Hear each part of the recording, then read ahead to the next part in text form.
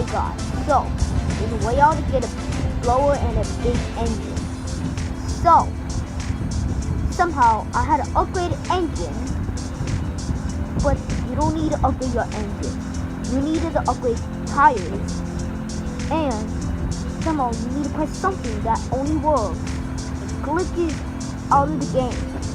You see here? You see that? I put a blower on it, but I press. Going? See that? See the blower.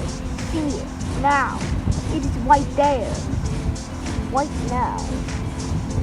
I mean, it's literally a big engine somehow, but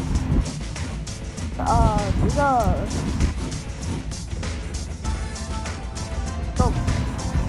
goodbye.